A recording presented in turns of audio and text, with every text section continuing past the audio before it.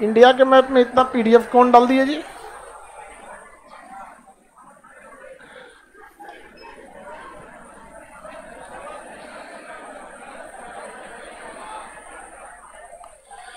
महाराष्ट्र बता रहे थे ना, इंडस्ट्रियलाइजेशन महाराष्ट्र में बहुत ज्यादा है, हमारे यहाँ इंडस्ट्री नहीं है। यूपी, बिहार, झारखंड, हम लोग ना वो लेबर बेल्ट के कैटेगरी में ज्यादा आ जाते हैं। हमारे यहाँ वर्क फोर्स ज्यादा है, काम करने वाले लोग ज्यादा है। और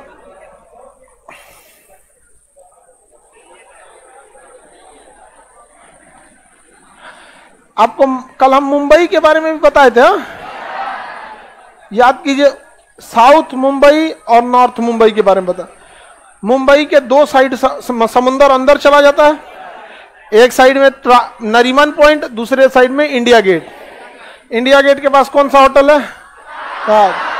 और नरीमन पॉइंट के बाद ट्राइडेंट और ओबरा, दोनों में भयानक तबाही मचाया था आतंकवादी सब। इन दोनों होटल, क्या हो गया है जी इसको?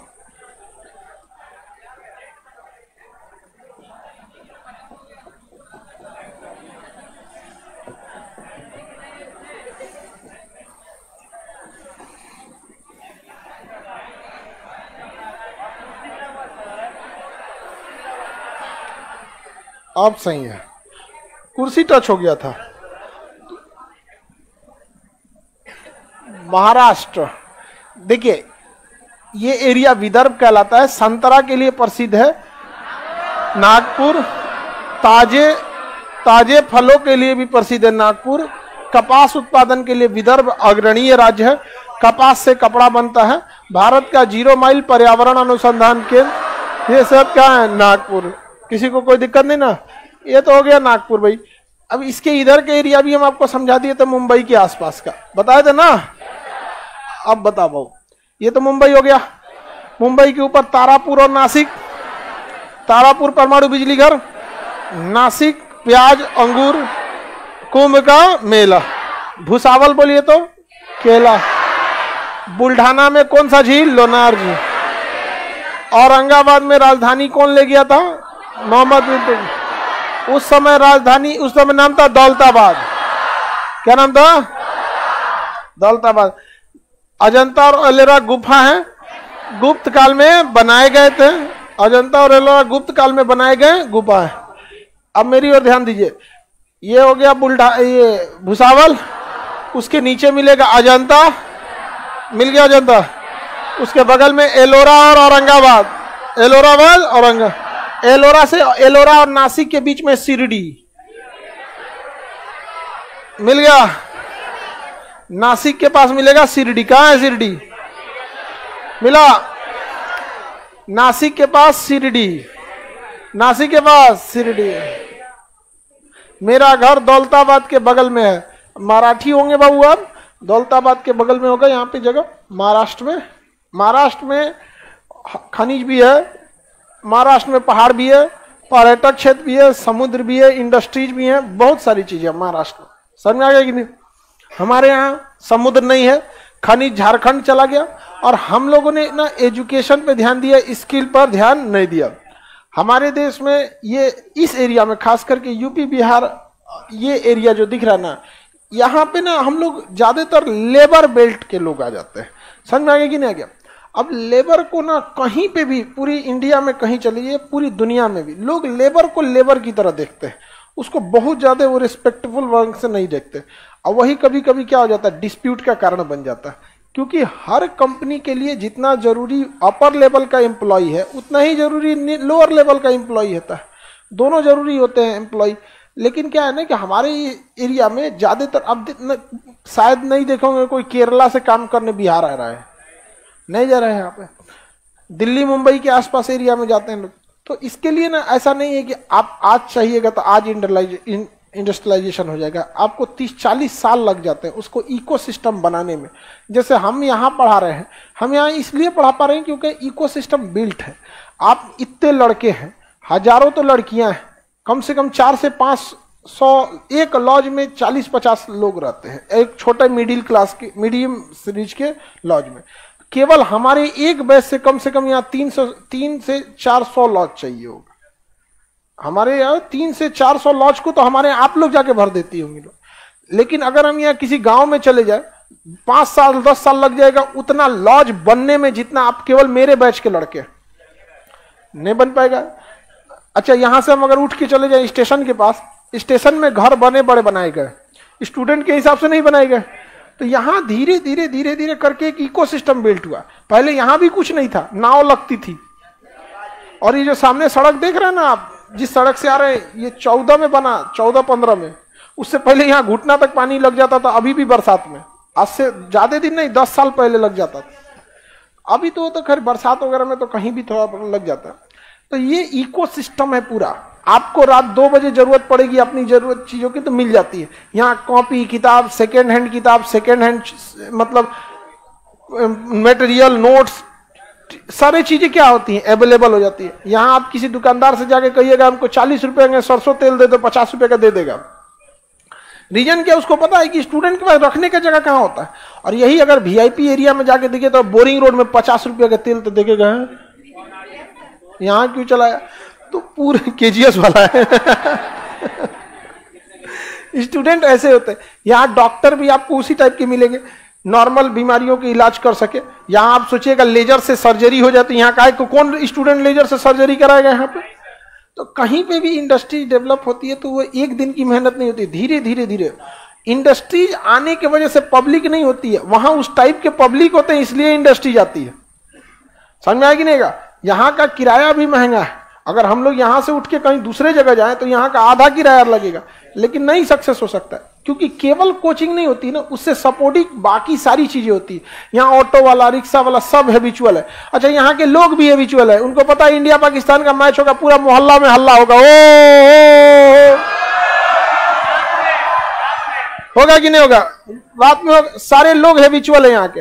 अथवा यहाँ से कंकड़बाग चलिए, पुलिस में फोन कर देगा, यहाँ पे लॉज वाला हल्ला करा, उठा के लेके चल जाएगी पुलिस है जा, क्योंकि वो लोग हैबिचुअल नहीं है उस। अच्छा, यहाँ खान पान भी उसी टाइप का, पता है स्टूडेंट को ज्यादा नहीं मिलता है, उसको 15-20 रुपए में बढ़िया नाश्ता मिल जाता है, खा लेता है उतने में। जाइए थोड़ा खाइए वीआईपी एरिया में 15-20 रुपए, तो टिप देना पड़ेगा आपको। तो मुंबई वगैरह जो होता है वो धीरे धीरे पहले से ही क्या होते जा रहा है, डेवलप। और हम लोग वर्क फोर्स भेजते भेजते इसी में परेशान हो गए हम लोग। हमारे यहाँ कोई इंडस्ट्री जाएगी, सपोज कीजिए कोई बहुत बड़ी इंडस्ट्री जा गई, उस इंडस्ट्रीज को अपना सामान का प्रोडक्शन भेजना है, बहुत बड़ी तो नहीं। अगर देखिए बिहार में लोग इतना गुटखा खाते हैं, मान के चलिए कोई गुटके फैक्ट्री लगा रहा है, उसका ट्रक जाम में फंस जाएगा 6-7 घंटा, वो काहे को यहाँ आने वाला है। अच्छा, कौन गुटखा वाला देख लिया कि अरे एक ट्रक हो गिलो। ये गुटखा शराब वाले लोग जो होते हैं ना, ये छोड़ते नहीं है। और अगर आप उनसे कहिएगा कि शराब गलत है, गुटखा गलत है, तो उल्टा लॉजिक आपको देगा। तुम्हें क्या पता, जीवन का असली चीज तो तुमने छोड़ दिया। तो एक एरिया जो समुद्र का भी बहुत बड़ा प्रभाव पड़ता है। समुद्र के ज्यादा प्रभाव, उससे कहीं ज्यादा प्रभाव पड़ता है आपका किस चीज का, आपका वहां स्किल्ड वर्कर है कि नहीं। आप कहीं भी दिल्ली में जाइएगा, आपको 50-100 किस्म के स्ट्रीट फूड खाने को मिलेंगे, जिसके रीजन है वहां मराठी भी रह रहा है, इसलिए बड़ा पाव भी मिलेगा। साउथ इंडिया वाला भी रह रहा है, इडली डोसा भी मिलेगा। बिहारी भी रह रहा है, आपको लिट्टी चोखा। पंजाबी भी रह रहा है, बड़का पराठा। पंजाबी लोग बहुत। अब हमारे यहाँ क्या है, आप अगर यहां बैठ के पंजाबी पराठा बनाइएगा तो पंजाब के लोग यहाँ है ही नहीं है। मुरथल, हाँ, तो पंजाब की हैं आप, हाँ दिल्ली की हैं, तो मुरथल तो बहुत फेमस है, बाप रे। मतलब मुरथल में तो इतने जितने आप लोग का बैच है उतना खाने जाते हैं लोग। इतना लोग जो है ना, अभी रात को कितना बजे, 1-2 बजे। हाईवे के किनारे का है, सरदार जी का ढाबा है मुरथल, हरियाणा में। मुरथल बहुत फेमस जगह है, वहां के लोग 11-12 बजे, जितना आपका बैच चल रहा है ना, इतना लोग वहां खाते हैं एक साथ।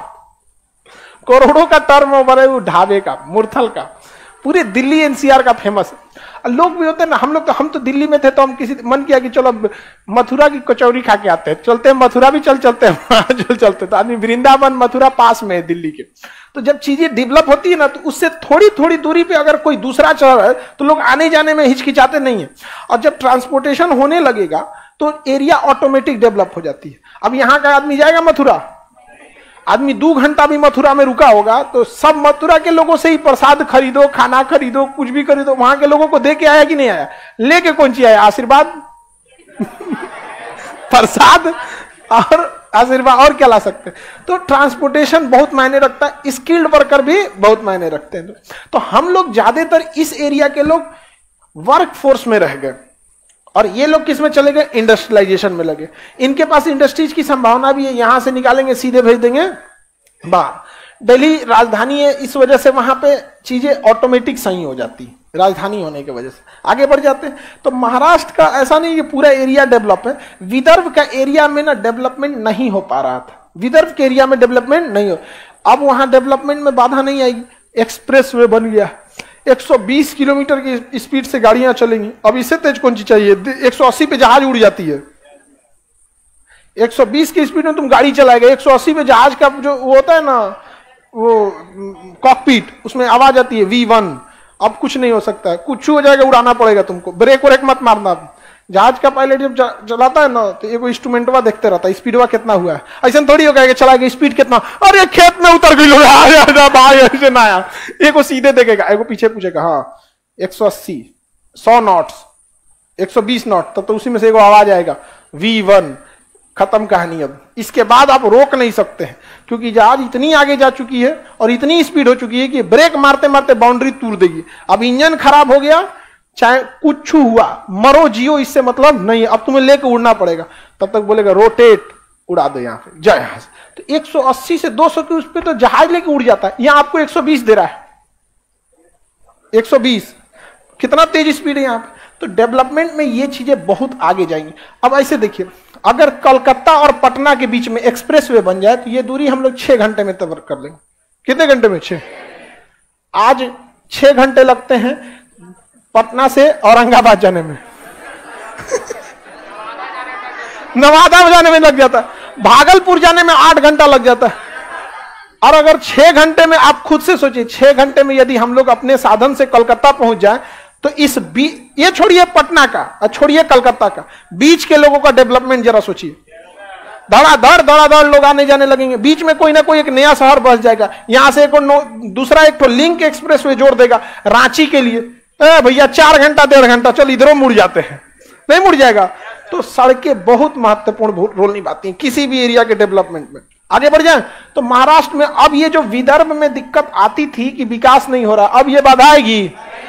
जैसे एक्सप्रेसवे बन गया, अब लोग लिंक जोड़ेंगे कि भैया एक और एक्सप्रेसवे बना दो, बुल्ढाना से इसको जोड़ दो, एक कहेगा औरंगाबाद से जोड़ दो, एक नासिक से जोड़ दो, धड़ाधड़ सब इसी पे आएंगे, लेके निकल चलो यहां से, चलो पूरा लेके यहां। तो महाराष्ट्र का जो पीछे का एरिया था वो यही था, लेकिन अब वो दिक्कत नहीं आएगी। और ऐसा नहीं कि आज ही खत्म हो जाएगा, 10 साल लगेंगे उसको करने में। तो ये मुंबई हो गया। अब थोड़ा सा नीचे का ये एरिया हम लोग से छूट रहा है, इसको देख लेते हैं। अब मेरी ओर ध्यान दीजिए, ये समुद्र का एरिया क्या हो गया? मुंबई।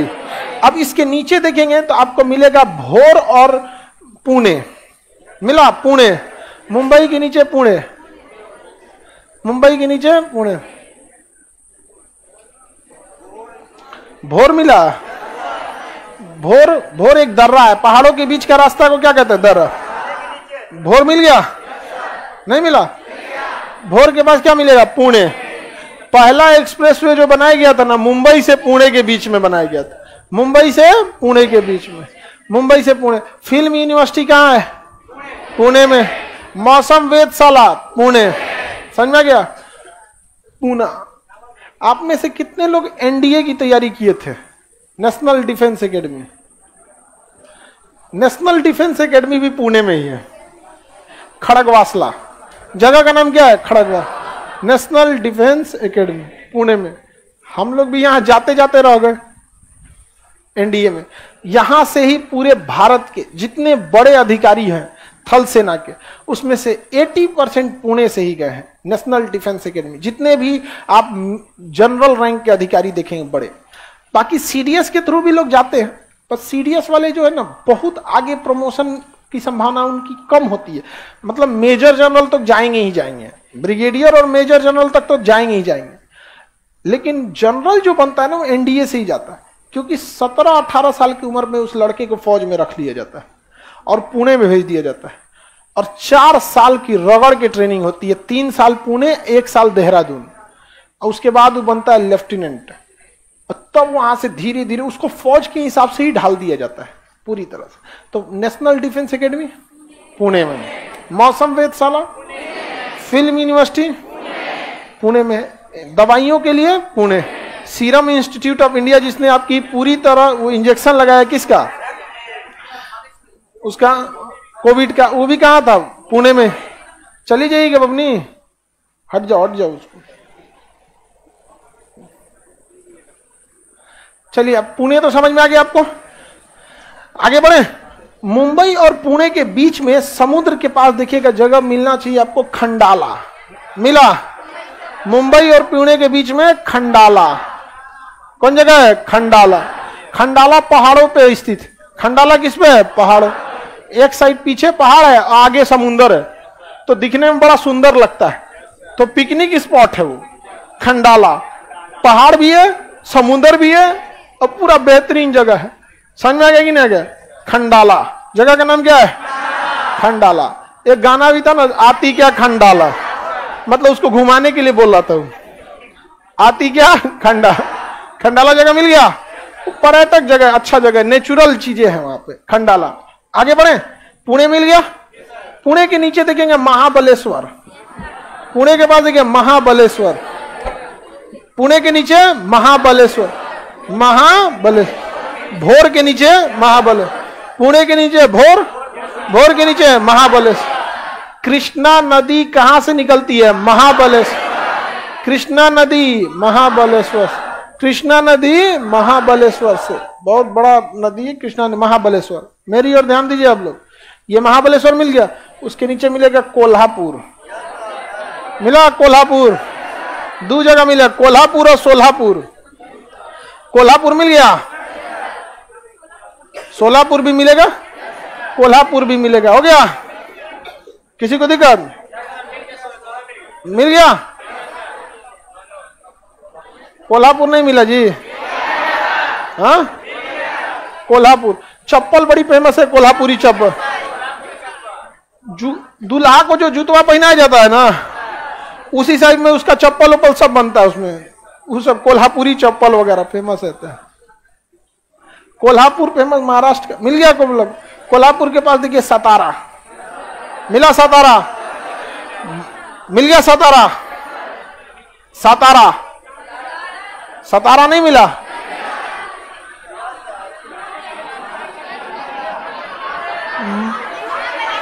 महाबलेश्वर के पास। अब इतना छोटा महाराष्ट्र का नक्शा है, अब हम आपको कैसे, हम आपको उसके अगल बगल की चीजें बताएंगे। महाबलेश्वर के पास आपको सतारा, जब शिवाजी थे, मराठों का साम्राज्य था, तो पुणे प्रसिद्ध था, नागपुर, सतारा ये महत्वपूर्ण केंद्र हुआ करते थे मराठियों के।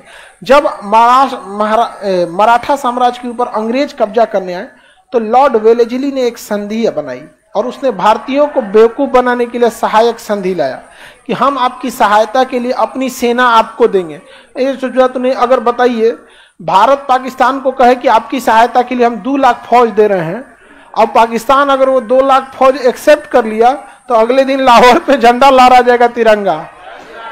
अब भारत उसको कह दिएगा तुम्हारा हटाए कहाँ है, देखो तिरंगा में देखो तुम्हारा भी कलर दिख रहा है, तो हमारा पाठ हो तो पाटे पर न दिखोगे नहीं जाने। खैर उसको हम लोग समझा देंगे लोग।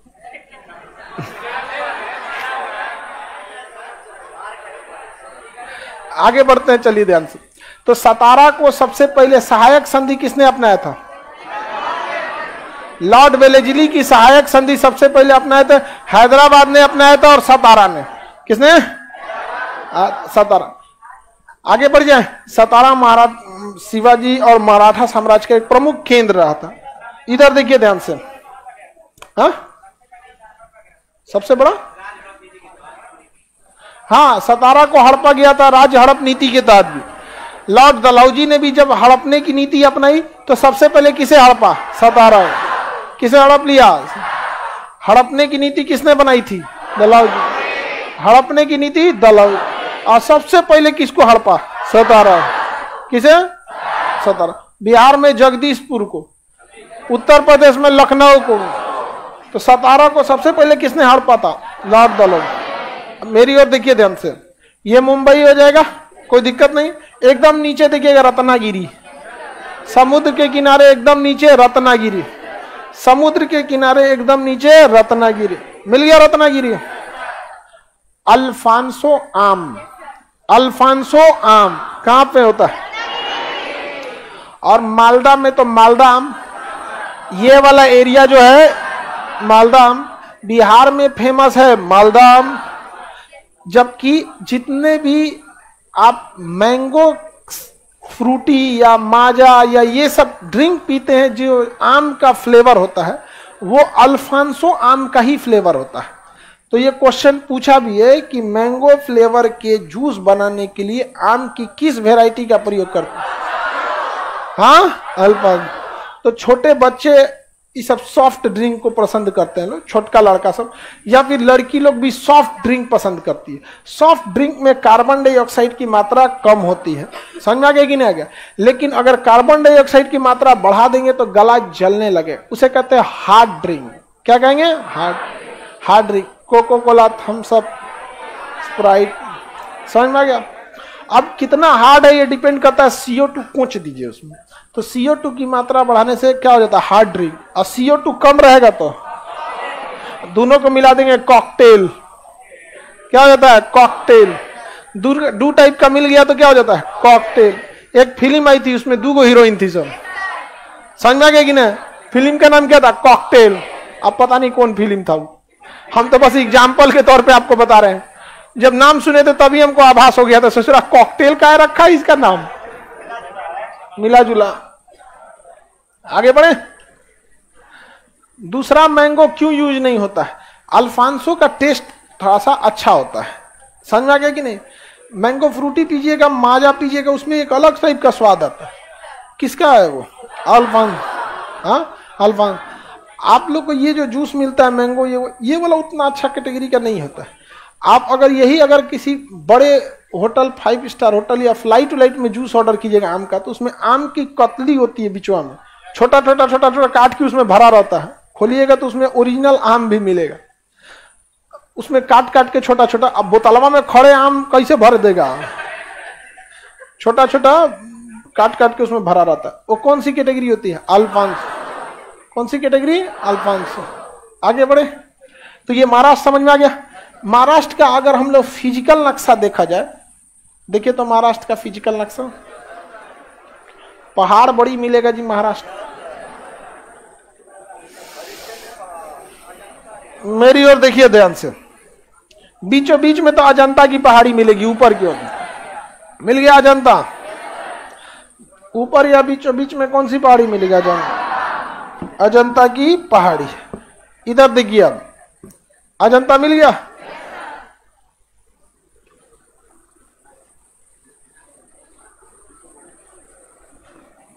ये एरिया मिलेगा आपको पश्चिमी घाट या सह्याद्री पर्वत या कोंकण पर्वत।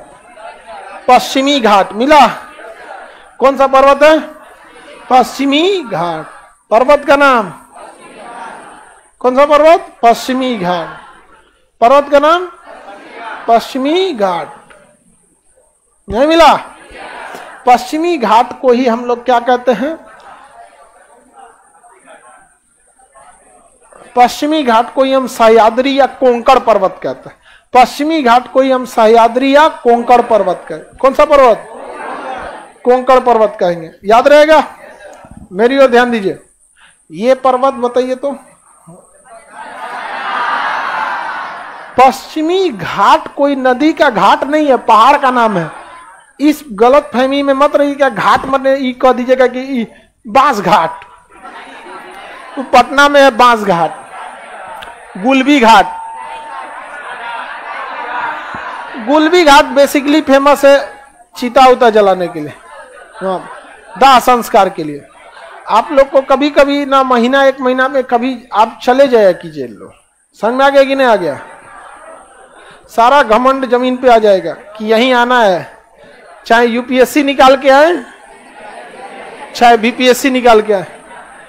अब कब्रिस्तानों घूम लीजिएगा कभी कभी, हाँ रात उत में कहा जाएगा जल्दी ये चल जाएगा। अच्छा ये सब चीजें जो है ना लोगों ने डरा दिया है, रात में यहां नहीं जाना चाहिए, रात में वहां नहीं जाना चाहिए। बताइए ये पश्चिमी घाट, उसी को हम कहते हैं सह्याद्री या कोंकण पर्वत। ये महाराष्ट्र के लिए एक वरदान भी है, सरदर्द भी है। वरदान इसलिए है कि यहां पर ये पहाड़ समुद्र से जाने वाली हवाओं को रोक के बारिश करा देता है, तो वर्षा वन यहां बहुत पाए जाते हैं, तो यहां घने जंगल मिलेंगे। और सबसे ज्यादा जैव विविधता, जैव विविधता का मतलब होता है एक ही जानवर की कई वेराइटी। जैसे गाय की आपको 10-20 वेराइटी मिले, कांकरेज मिलेगी, साहिवाल, देसी, जर्सी, एचएफ, थारपारकर, बहुत मिलती है सब। कांकरेज की सींग इतना बड़ा होता है, कांकरेज गाय की सींग हाथी के दांत जैसा होता है, बहुत बड़ा होता है, और सबसे सीधी गाय होती है सब। समझ में आ गया? थारपारकर सुंदरता के लिए फेमस है। गिर गाय की दूध में शुद्धता बहुत ज्यादा देखी जाती है, तो अलग अलग है। तो ये होती है जैव विविधता। तो यहाँ पे इन जंगलों में ना जैव विविधता बहुत पाया जाता है। यहाँ सांप की कई कैटेगरी पाई जाती है, सांप वगैरह की। तो जैव विविधता तो ठीक है, चलिए ये तो पर्यावरण के लिए ठीक हो गया। लेकिन ज्यादातर शहर जो है वो समुद्र के किनारे हैं, और उन शहरों को आपस में जोड़ने के लिए रेल नेटवर्क और सड़क बनाना जरूरी है। और सोच रहा है यहाँ भी शहर है, यहाँ भी किनारे किनारे तो पूरा शहर बसा हुआ है ऐसे। अब इन शहर को आपस में जोड़ने के लिए तो हालत खराब हो जाएगा, क्योंकि पहाड़ है। अभी पहाड़ पे सड़क कैसे बनेगा? अब पहाड़ भी पैरेलल है, तो इस पे सड़क बनाना बहुत आफत था। हमेशा दुर्घटनाएं हो जाती थी। ट्रक लेके जाता था, पहाड़ काट के मुड़ा था, ट्रक में पलट जाता था। तो गोविंद बल्लभ पलवलकार ने रेल नेटवर्क का डिजाइनिंग किया, जिसका नाम रखा गया कोंकण रेल। दुनिया की सबसे महंगी रेल प्रोजेक्ट है कोंकण रेल, क्योंकि एगो पहाड़ आ रहा है तो उसको सुरंग काट के निकाला जा रहा था, हचाक से गहिरा हो गया तो वहां पुल बनाना पड़ रहा है। सुरंग पुल ऐसे ऐसे इतना झमेला है इसमें। 700 से ज्यादा सुरंग है, सब छोटे बड़े पुल, या कभी छोटा कभी 700 से ज्यादा छोटे बड़े पुल और सुरंग आए हैं। इतनी महंगी प्रोजेक्ट है यहाँ। कौन सा rail project? Konkan rail. Konkan rail को जब बनाया गया तो इसमें लोग से ज्यादा यहाँ पे ओपन वैगन जाती है। एक गाड़ी होती है ट्रेन की, खुली होती है ऐसे पटरी, बस चक्का होता है इसे। अब इस पे क्या होता है ना, इस पे 10,000 15,000 का आप टिकट कटा लीजिए और अपना ट्रक लाइए, इसके ऊपर चढ़ा लीजिए, हो गया। मैं निकला गड्डी लेके, हो गया। कोई दूसरा आया वो इस पे चढ़ा लिया अपना, हो गया। और उसी में अपना बैठा है, चल रहा है ट्रेन चल गई किस पे? कोंकण रेलवे पे। अब बताइए प्रदूषण बचा कि नहीं बचा? उससे ज्यादा ये समझिए कि हमें डीजल पेट्रोल बाहर से खरीदना पड़ता है। ट्रेन में एक के गो इंजन चल रहा है। अरे इसमें कम मान के चलिए एगो ट्रेन जो होता है 80 बोगी लेके खींच देता है, मालगाड़ी की 80। तो 80 गो ट्रक इतना तो नहीं है ना पिएगा, और भी इलेक्ट्रिसिटी लगा दीजिए तो और कम हो जाएगा।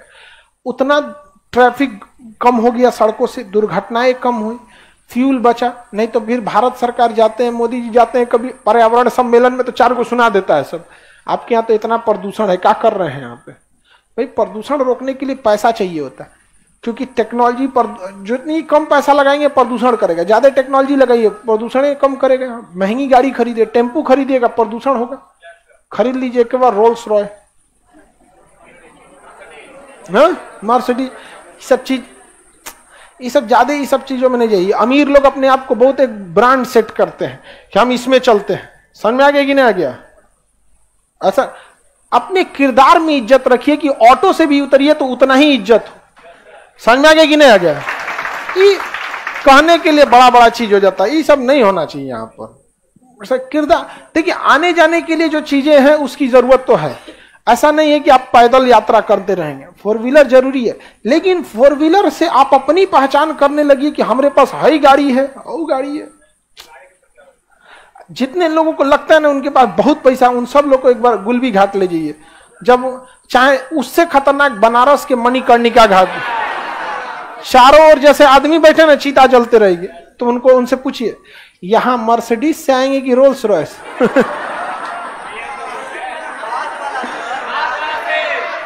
यहां एक के वैरायटी मिलेगा बांस वाला। तो इससे क्या है ना, ट्रांसपोर्टेशन बहुत बच जाता है। तो सबसे महंगी रेल है, लेकिन हम लोग के लिए अच्छी है या नहीं है? आप इस रेलगाड़ी पे देखिएगा तो अजीब दिखेगा, ट्रेनवा के ऊपर ट्रक चढ़ते हुए जाएगा, सब उसी में अपना खाना पीना बचा, टेंशन नहीं है ड्राइवर को, दुर्घटना की कमी हो जाएगी। सड़कों पर ट्रक कम रहेंगे तो बाकी लोगों के लिए भी जान का खतरा नहीं है। बहुत खतरनाक होता है तो ट्रक वाला मारता है आदमी को तो फोचका की तरह फोड़ देता है, गुपचुप की तरह जा, बहुत उसका मोमेंटम ज्यादा होता है। सड़कें भी कम टूटेंगी, ट्रक में तो टूट देता है सड़क वाला, जो आपका सड़क साइकिल से टूटता है बड़ा। तो ये बहुत जरूरी चीजें थी। तो देखिए, किसी भी एरिया को डेवलप करने के लिए ट्रांसपोर्टेशन बहुत जरूरी होता है।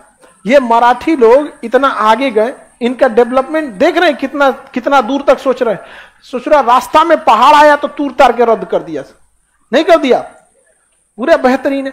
अब बिहार सरकार में क्या है कि पैसे की भी कमी है। हम लोग इंडस्ट्रियलाइजेशन नहीं है जिसमें ज्यादा टैक्स हो, मजदूरी में टैक्स नहीं है, खेती में टैक्स नहीं है, तो फिर टैक्स आएगा कहां से?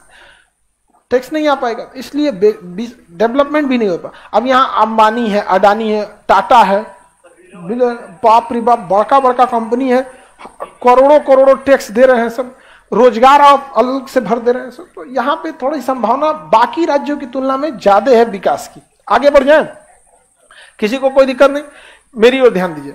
यहां पे आपको मिलेगा एक जगह लातूर, मिल गया, लातूर जगह मिल गया, औरंगाबाद के नीचे इस साइड में दूर में मिलेगा लातूर जगह, देखिए मिला। जिनको नहीं मिला मेरी ओर देखिए, आपको बुल्ढाना मिल गया होगा, हचाक से नीचे देखिएगा लातूर मिल गया। लातूर, लातूर फेमस है, सीडीएस में क्वेश्चन पूछा हुआ है लातूर के बारे में। महाराष्ट्र का जो जमीन है या पूरे दक्षिण भारत, पहले यहां पर दक्षिण भारत में आज से करोड़ों साल पहले केवल ज्वालामुखी हुआ करते थे, और ये ज्वालामुखी भड़ाम भड़ाम फटते थे, और इससे जो मैग्मा निकलता था वो जमीन पे जमा होता था, और वह जमीन पे जमा होने के बाद पत्थर का रूप ले लेता था। मैग्मा का ही पत्थर टुकड़ा होता है जिससे आप घर की ढलैया कराते हैं, ग्रेनाइट, वो मैग्मा का ही टुकड़ा होता है। वो बड़का बड़का मैग्मा जमा हुआ है, और यह जमाव जो हुआ है एक बार में नहीं हुआ है, ये करोड़ों साल तक होते होते होते होते जम गया। इतनी मोटी परत है ना महाराष्ट्र और दक्षिण भारत में, नीचे से भूकंप आता है तो दाब देता है नीचे, कहते नीचे, ऊपर हम खेत वाला जमीन थोड़े, अरे ग्रेनाइट है हम यहाँ पे, तो नीचे भूकंप फूस करके रह जाता है। लेकिन लातूर के पास ग्रेनाइट की कमी है, और भूकंप एक बार महाराष्ट्र में आया ना, कहीं नहीं आया, केवल लातूर में चला आया, और वहां पे खाली जगह था, मारा उधिया दिया पूरी तरह से लातूर को। तो भूकंप जोन, दक्षिण भारत का एकमात्र भूकंपी जोन कौन आता है? लातूर। कौन आ जाता है? लातूर। मैग्मा के जमाव से एक चीज और भी याद रखिए कि वहां की नदियां ज्यादा साफ सुथरी होंगी, मिट्टी कम पाया जाएगा क्योंकि घिसावट कम होगी। समझ में गया? हो गया। अपर्दन क्या होगा? कम होगा। तलहटी में जमाव कचड़े का कम होगा। ये सब चीजें एक दूसरे से रिलेटेड होती है, इसको ध्यान रखना चाहिए। तो फिजिकल नक्शा में भी आपको आइडिया लग गया कि नहीं लग गया? अब देखिए ये पर्वत कौन सा है भाई? अच्छा, ये औरंगाबाद। कौन सा बन? औरंगाबाद। याद रखेगा, महाराष्ट्र साइज में भी क्या है? बड़ा है। महाराष्ट्र साइज में भी क्या है? बड़ा है। किसी को कोई दिक्कत? कब आया था भूकंप? आप लोग नहीं होंगे उस समय, 93 में आप लोग थे? 93 आप लोग तो इधर होंगे 1998 से 2004-5 के आसपास वाले, उस रेंज वाले हैं आप लोग। हाँ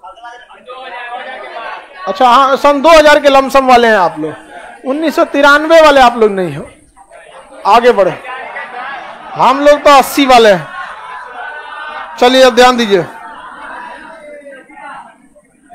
वैज्ञानिक तो उतना भी पुराना नहीं है जी। चलिए अब यहां ध्यान से देखिए, यहां देखिए महाराष्ट्र में ये हो गया मुंबई। अब मुंबई से मेरी ओर ध्यान दीजिएगा, मुंबई शहर बड़ा था और ठाणे शहर भी बड़ा था और नीचे पुणे शहर भी बड़ा था। इन दोनों के बीच में कनेक्टिविटी जोड़ने के लिए यहां पर था, ठाणे के पास था थाल घाट दर्रा और पुणे के पास था भोर घाट दर्रा। नक्शा में नहीं मिलेगा, आपको डायरेक्ट याद रखना पड़ेगा। तो मेरी ओर ध्यान दीजिए, मुंबई से अगर हम ऊपर जाएंगे तो थाल घाट दर्रा, जो कहां ले जाएगा, ठाणे। तो याद रखना कितना इजी है, मुंबई से जाएंगे ठाणे तो मिलेगा थाल घाट दर्रा, और मुंबई से नीचे जाएंगे पुणे तो मिलेगा भोर घाट दर्रा। और अगर नक्शा पढ़े हैं तो पुणे के पास भोर जगह भी है। तो मुंबई के नीचे कौन दर्रा, भोर घाट। मुंबई के ऊपर हाँ कौन दर्रा, थाल घाट। मुंबई से नीचे जाएंगे तो भोर घाट, मुंबई से ऊपर जाएंगे थाल घाट, मुंबई के नीचे, मुंबई के ऊपर। याद रहेगा, क्वेश्चन पूछा था मुंबई और अहमदाबाद के बीच कौन दर्रा जोड़ता है, भोर घाट, थाल घाट। अरे भाई मुंबई से अहमदाबाद ऊपर ही है ना, कौन दर्रा था? मुंबई को उसके ऊपर के किसी शहर से जोड़ना है तो थाल घाट, मुंबई को चेन्नई से भोर घाट, मुंबई को बेंगलोर से, मुंबई को कोयम्बटूर से। तो नीचे जाइएगा तो कौन दर्रा, भोर घाट। अब कितने लोग यहाँ देखते हैं बता सकते हैं ये दर्रा कौन सा होगा, कौन दर्रा, बुरहानपुर दर्रा। उत्तर भारत और दक्षिण भारत को जोड़ने वाला दर्रा कौन दर्रा, बुरहानपुर दर्रा। किसी को कोई दिक्कत? आगे बढ़ जाए तो महाराष्ट्र का ज्योग्राफिकल भी देख लिए, फिजिकल पॉलिटिकल दोनों महाराष्ट्र को देख लीजिए। सादे नक्शा अगर आपको देखा जाएगा, मतलब मटेरियल अगर आप खोलिएगा तो मटेरियल में भी महाराष्ट्र बना है, उसमें पहाड़ी भी बने होंगे, बना है कि नहीं बना है, देखिए ध्यान से।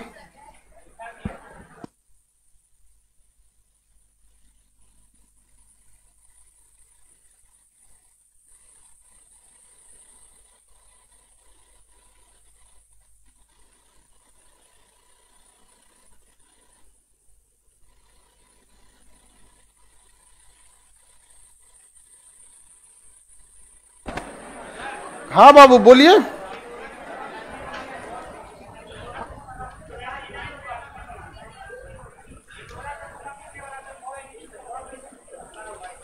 तो बौद्ध भिक्षुकों के लिए ही बना था वो, नहीं बाबू, वो अजंता का है बाबू। अजंता में तीनों है, एलोरा में नहीं। ठीक, एग्जाम में आए तो ऐसे ही मारना, नहीं गड़बड़ा जाएगा।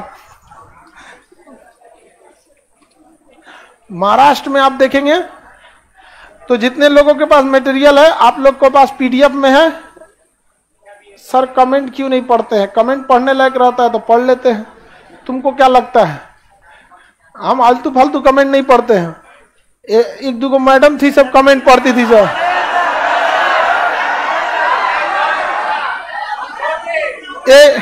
एक के दिन सहियार के झारे सब लोग का कमेंट पढ़ना बंद हो गया है यहाँ पे। हाँ, खाली कमेंटे में उल्टा सीधे कमेंटे पढ़ना रहता है।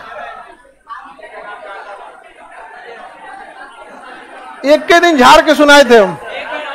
हाँ, एक दिन और सुना दे।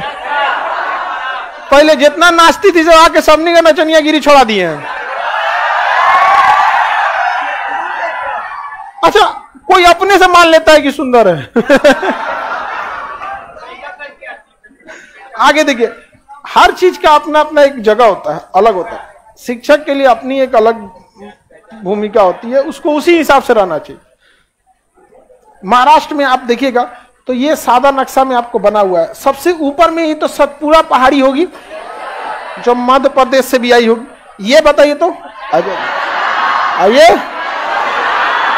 हाँ, तो आप यहाँ एक नक्शा में पश्चिमी घाट भी बना हुआ है, विदर्भ भी बना है, सतपुरा और अजंता भी बना हुआ है। दूसरे में आपको दर्रे बने हैं, दर्रे बने, लेकिन आपको एक सादा नक्शा दिया होगा, सादा नक्शा दिया। ये सादा नक्शा आपको हर एक राज्य में मिलेगा। एक हम खुद बना दिए होंगे, 2-3 नक्शा हम खुद भर दिए होंगे और एक सादा। तो जैसे ये सादा नक्शा है आपका महाराष्ट्र का, ठीक है, मटेरियल में देखेंगे सादा नक्शा, तो इसमें आपको दर्रा भी भरना है और आपको इसमें घाटी पहाड़ भी भरना, तो खिंचाइन हो जाएगा। तो आप इसके लिए एक रास्ता अपना सकते हैं, पहाड़ को ब्लू कलर से कर दीजिए, दर्रा को रेड कलर से कर दीजिए। हम तो 2 अलग अलग नक्शा ले लिए हैं। हम क्या ले लिए हैं? 2 अलग अलग नक्शा। किसी को दिक्कत? आगे बढ़े ना। तो ऐसे सारे नक्शा में आप लोग प्रैक्टिस करेंगे लोग। हालांकि जब हम नक्शा भरवाएंगे तो भरा, जैसे मध्य प्रदेश में भी देखिएगा, एक में नदी है, एक में पर्वत है, लेकिन एक सादा नक्शा आपके लिए। आपको इन दोनों को अपने से भरना है। तो कैसे भरेंगे? एक कलर से पर्वत, दूसरे कलर से नदी, आपको जो कलर समझ में आ जाए, लेकिन दोनों में थोड़ा सा अंतर रहेगा। एक ब्लैक ले लीजिए तो एक रेड ले लीजिए, एक ब्लू एक ब्लैक, इन्हें एक ही कलर से करें तो इससे क्या होगा? ज्यादा अच्छा होगा। साथ में पैरेलल आपके क्वेश्चन भी दिए गए, आप क्वेश्चन भी पैरेलल देखते चलिए। कुछ क्वेश्चन जब फंसे तो आप डायरेक्ट मेरे पास नहीं आइए, आप हमारे पास डायरेक्ट क्वेश्चन फंसे आएंगे, हम डायरेक्ट जवाब दे देंगे। पहले अपने से ढूंढिए। ऑनलाइन जमाना आज अब पढ़ने के लिए, तो आप एक आंसर खोजने जाइएगा ना तो वो तो मिलेगा ही, साथ में 5-6 को और मिल जाएगा। तो कोशिश कीजिए वहां, ऐसा नहीं कि फंस गया सर ये देख लीजिए, ये बता दीजिए, हम तो बता ही देंगे, लेकिन वो क्या आप लिमिटेड हो जाएंगे। समझ में आ गया कि नहीं आ गया? आप लोगों को भी क्वेश्चन है लाइव, देखिए ये बुक के शक्ल में, आपको पीडीएफ के शक्ल में, ये है बुक के शक्ल में, आपका है पीडीएफ के शक्ल में। तो अभी आप पीडीएफ में ही भरिए, लास्ट में बुक ले लेंगे जिसको लेना होगा। अब आगे का क्लास मंडे को, आज रात को आपको रीजनिंग का बैच है 8 से 9। वीडियो भाई अच्छी लगी हो तो प्लीज़ लाइक करना और कमेंट कर बताना ये वीडियो कैसा है। और जो भी हमारे चैनल पर नए हो प्लीज़ आप लोग सब्सक्राइब कर लेना।